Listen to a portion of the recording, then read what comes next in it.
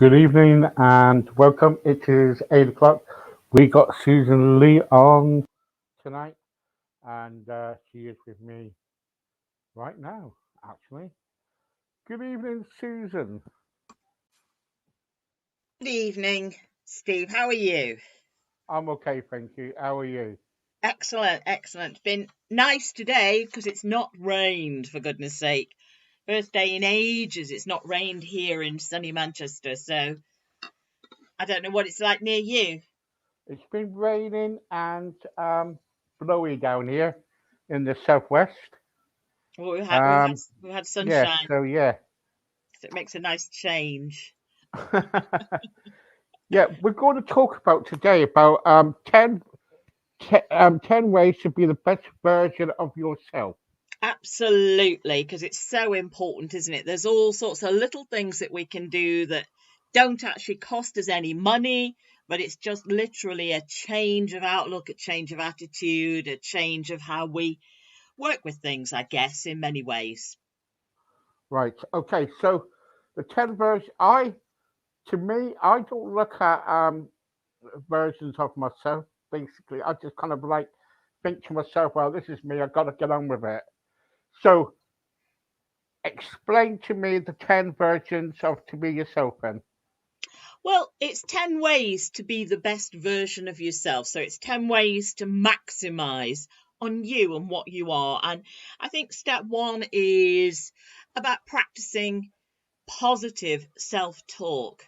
So there's many of us who, if we do something, we don't even think about it. We go, oh, you're so stupid, or how ridiculous are you, or just look at you, you're so fat or ugly or incapable or whatever it might be.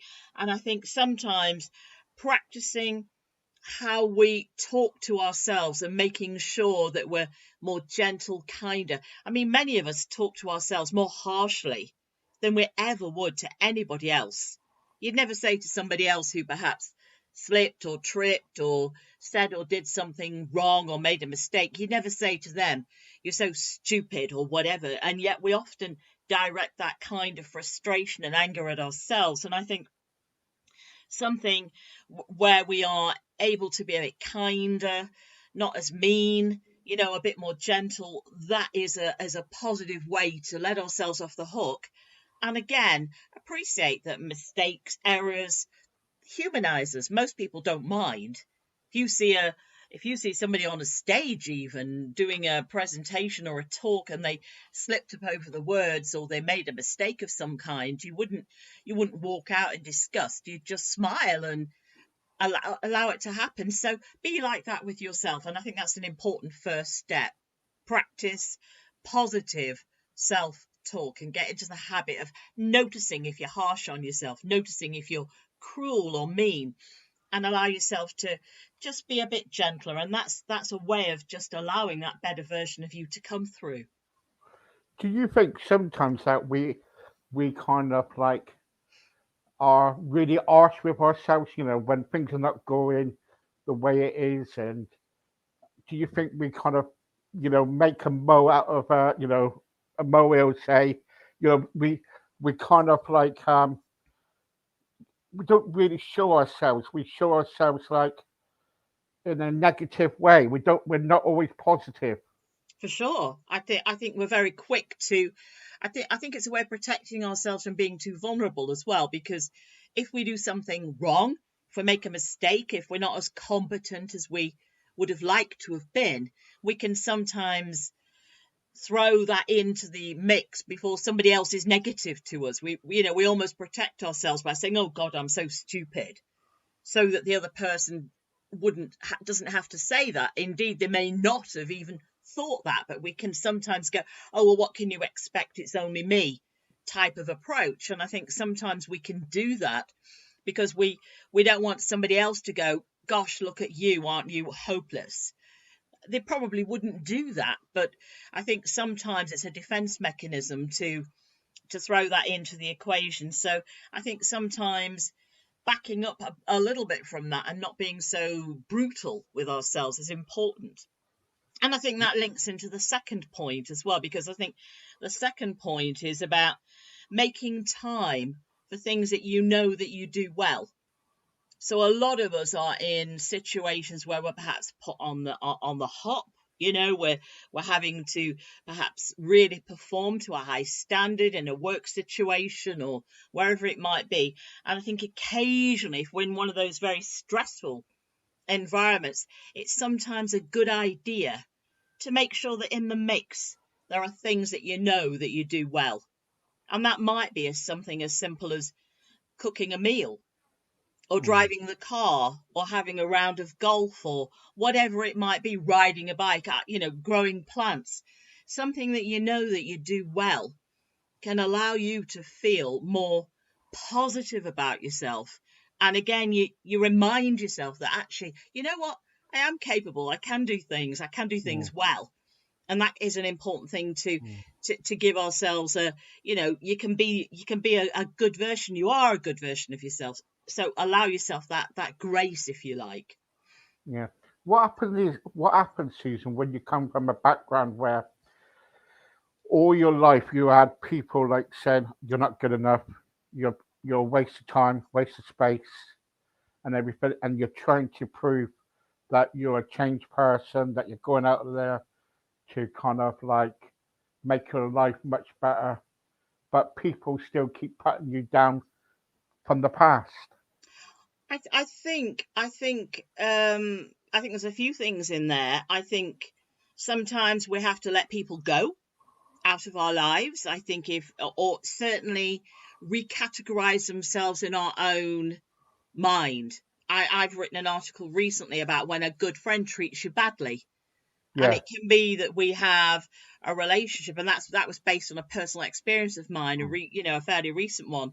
And sometimes we have to look at those relationships and say, just because somebody's been in my life all my life or for a long time, or I've entrusted them with an awful lot of stuff about myself, or I thought they were a good friend or a close family member or whatever it might be, sometimes we have to just go, you know what, maybe it's time to move on. So if somebody is a bully, or if they are constantly putting us down or trying to make us feel bad about ourselves, then sometimes we have to think about walking away. And I think the other thing is to strengthen our own personal boundaries, because there's one of those fancy sayings that you see on calendars and things that says nobody can treat you badly unless you give them permission to. And sometimes we have to remember that too, that if somebody you don't care about says, gosh, you're so thick or stupid or ugly or whatever it might be, and we don't like them, we don't care about them, we just go, okay, what the heck? I'm a bothered. But if Mm. it's somebody close to us, that can really impact on us quite a lot. And we sometimes have to rethink how we allow other people's words to impact on us. And are we giving them, if you like, permission to Mm. wound us that way? And so sometimes we have to redefine our boundaries and be a little bit more firm with them. And we might still have to meet them. We might still have to be friendly and polite, but we are protected, with a Mm. Teflon coating, if you like, where those words are now not going to be so impactful and affect us so much. Mm. Because words hurt, really, don't they? They really hurt. They can do if we take them personally. But I think another thing, of course, is that sometimes people will say or do things, and it might not be meant personally about us or for us. It might be that they are feeling bad, or they're jealous, or they're angry, or they're going through a bad patch of their own, and they lash out, and those words affect us when actually it wasn't meant that way. Or they just have a demeanor, or they just quite straight faced or something, and we Mm. take that personally, and it's not about us at all, Yeah, and they I'm, might be I'm glad you said shocked. that because there were, I've got what you call personality disorder, and I've suffered with it really bad. If someone puts a post on, like a couple of weeks ago, right? You know the post, don't you? Right? Yeah, And all of a sudden I'm thinking, was that about me? yeah, And that's me all the time. I jump to conclusions about things. yeah. Well, we've All had right? we've had one or two misunderstandings, haven't we, where I've asked a question, Yeah. and you thought it was directed. And yes, we can sometimes do that, and other people can't be, in the nicest possible way, other people can't be expected to understand that. If somebody just asks a question or whatever, and we react to that, whoever we are, we have to own that and say, okay, or get all the facts first, Mm, understand what's actually going on, make sure we're clear, rather than immediately jumping to mm. a conclusion or second guessing or Yeah, yeah, yeah. feeling hurt, because it isn't necessarily about Well, us. that's apology on air now, right to you. You, you know I love you. You know I love you. Absolutely, yeah. Not, Yeah, but the you know, trouble that is, saying. though, the trouble is, Susan, we do, don't we? We kind of like, when people, what I do not like is when people put other people down. And the Oh trouble is, gosh. sometimes they are afraid to get rid of that person because they think, oh, well, I need that person in my life, and I don't want to get rid of them. So I will put up with all the rubbish. I will put up with everything just to please other people. You know what I mean? Absolutely. Or it might be that somebody is an in-law and we meet them at weddings and christenings and family get-togethers, or it might actually be a member of our own family. And so there are or somebody we work with. So there may be situations where we can't get rid of somebody out of our lives, but we have to find a way to allow ourselves to cope with that and to not allow it to impact on us so much. And I think that is another point about being the best version of yourself, where you make sure that you surround yourself with friends, allies, people who are nice to you. They might not love you, they might not be a huge part of your life, but they just like doing things that you do well. I think surrounding yourself with people who are kind and gentle and appreciate your good qualities and bolster you, that is another way of being the best version of yourself, where you are having people who boost you, who encourage you, who motivate you, who build you up, and and they're just positive. There's a saying that you either have people in your life who are drains or they're radiators. So if you have Mm, somebody who's draining your energy, or you have somebody in your life who radiates and builds you up, make sure you're clear about that. And you may have to have, you might not be able to avoid it. You may have to have some people in your life who are negative or who don't particularly like you, but your paths cross, and you're able to be strong enough and polite enough and treat them as almost colleagues, if mm, indeed you need to meet them and you can't do anything about that. mm. I certainly have a few of them. But the trouble is, with me, I kind of like, I'm so way now. We're dealing with people like that because a long time ago, when I used to be in the press quite a bit, we used to be pounced on all the time. But now, if press get in contact with me about anything at all, I just kind of like go back and say, no, not today, thank you, no, no. Or if they're following this, we've been followed before, and I usually say, no, I don't want to know. Can you please go away? And I used to go, yeah, yeah, okay, yeah, give in and everything like that. But I think sometimes we need to say, we did something about a couple of weeks ago about saying no, and we do need to say no now and again, don't we? Yeah. And no doesn't have to be said in a rude or offensive way. No can be said politely, like, I'm afraid I can't accommodate that at the moment, or leave it with me, I'll have to get back to you, or Yeah, yeah. I'm a bit busy, I can't do it then, but I can do it then or then. And so sometimes flagging up that we are not 100% available 100% of the time can be done in polite ways, courteous ways, non-aggressive ways that make the point, but aren't rude or get us a bad press, a bad reaction from people. So sometimes being firm and clear about ourselves again is something else, another point about being the best version of yourself, because if you're running yourself ragged, doing lots of things, accommodating everybody else, you're not going to be the best version of yourself. You're going to be weary, perhaps resentful, angry, fed up, and not as enthusiastic as you would be if you were more invested in doing that. Yeah, yeah, yeah. I think we've got to be right with ourselves first before we can do anything else, haven't we? Really? For sure. Absolutely. Yeah, very much so. And I think another point is to whizzing through these 10 ways to be the best version of yourself, I think another way is to actually broadcast what you've done.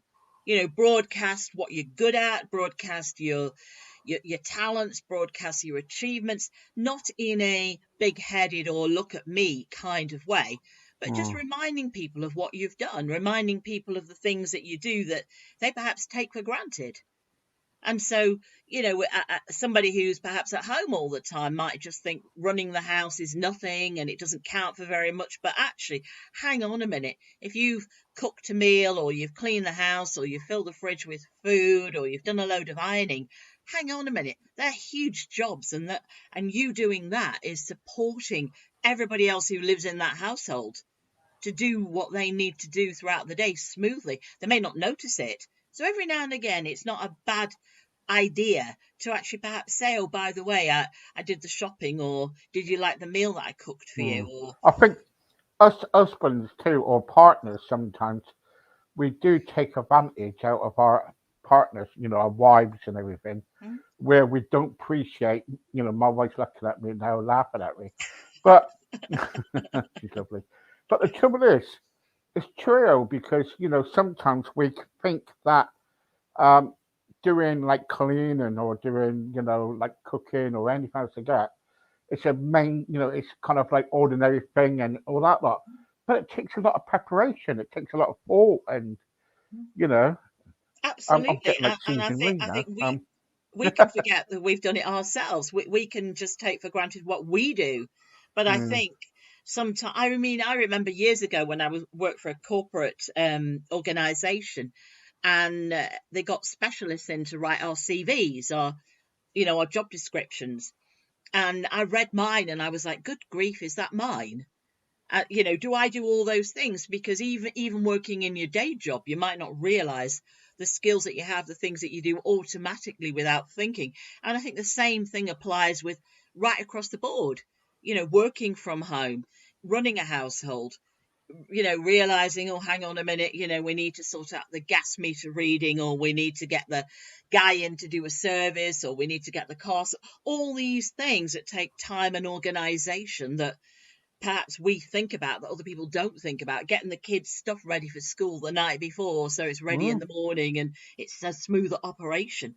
Those things are huge, but they can often go unseen and unthought about because the person doing them just does them unthinkingly, and the people on the receiving end just take them without a second glance. And it's yeah, okay, it's yeah, okay, but sometimes we lose sight of what we're actually doing and achieving and investing in.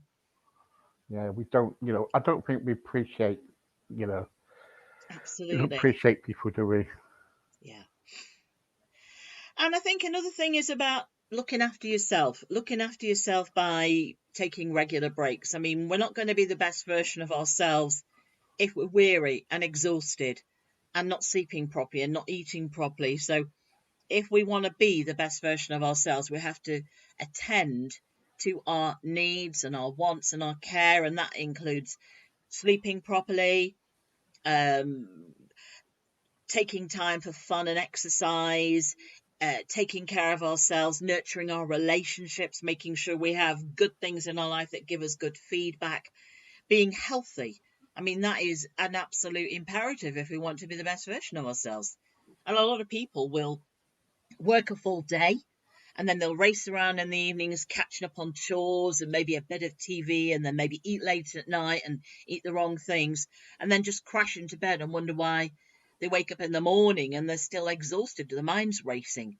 So Mm, being careful to attend to a good night's sleep, winding down a little bit before we go to bed, making sure that we're hydrated, that we're exercising properly, all these things are telling ourselves that we're important, but they're also an investment in ourselves and our health and our well-being. And again, those are important things to schedule in and make sure we take care of. yeah, especially when you've got children too, Absolutely. Yeah, absolutely. It's Or a so busy busy, life, it? even. Yeah, if you've got a busy life, or and I think this coming out of lockdown for a lot of people is important, because how we deal with the transition from perhaps being cooped up at home to being able to go out again, and how we take care of ourselves to to reintegrate and to pick up where we left off, maybe, or pick up what we want to continue with, or whether we've been really crazy busy right the way through and now we're needing to get a new normal. These things are all important to do. Yeah, yeah. Um, Sometimes though as I keep saying, sometimes we kind of like forget about, about other people too, people in our lives, and we take everything for granted. How can we kind of like make sure that we don't take people for granted? um I think part of that comes down to the other person. So I think we can't spend all our lives wandering around stopping and thanking everybody for everything they've done for us. But I think good manners is a good start, where we say please and thank you and we notice what people have done for us.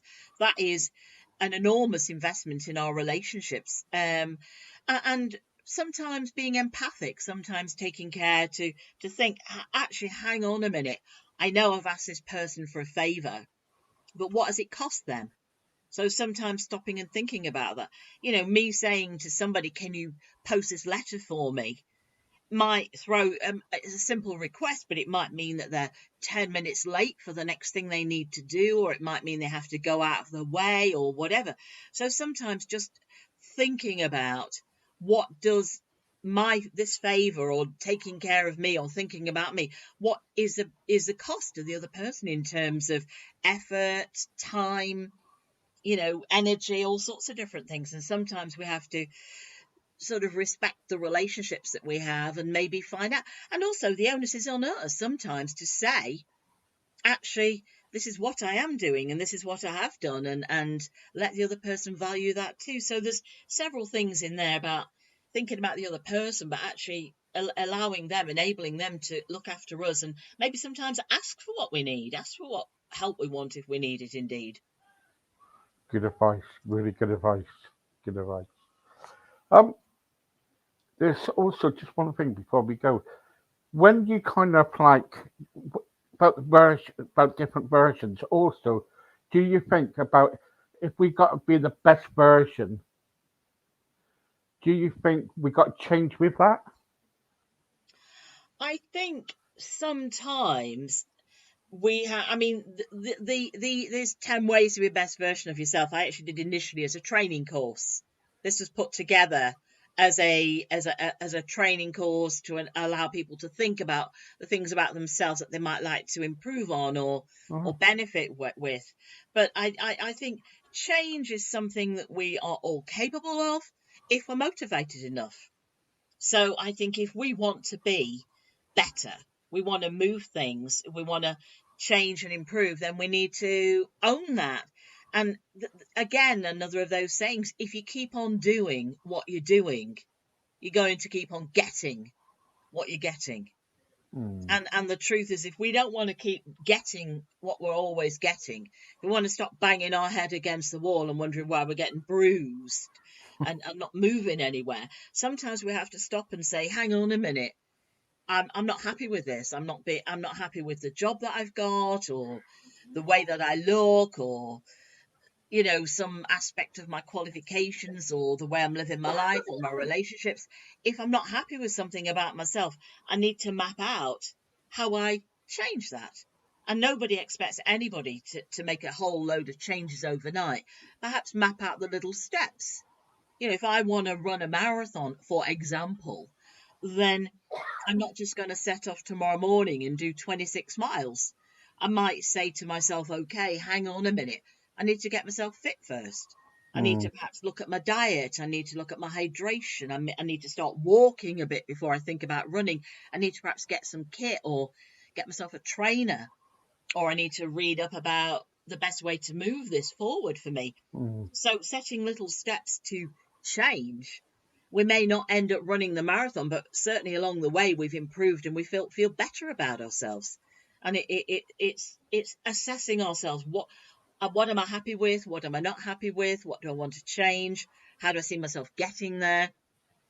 And setting little stepping stones for ourselves. And that might mean getting somebody to motivate us. It might mean getting a friend on board who says, come on, get out of bed. Come on out the front door. I'm here for you.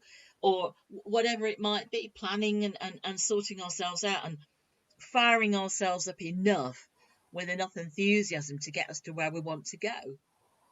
Brilliant. Very good. Very good. Brilliant. Thank you very much. Just stay there for a minute, Susan, then I'll have a chat. Okay. Okay, guys, thank you very much. That's good advice, isn't it? We need to be a better version of ourselves, I reckon. And anyway, don't forget, guys, if there are anything that you want to talk about, please contact me or contact Susan Lee. She's on Facebook. And if you look down the bottom of the screen, you will see going along, details about Susan so you can contact her directly. Also, guys, don't forget for later on, all the way from South Africa, we've got Tamma, and she's talking about tonight about her life in South Africa, about about Kenya, about all the work that she's doing over there. So please tune in for that. In the meantime, thank you very much, and speak to you later.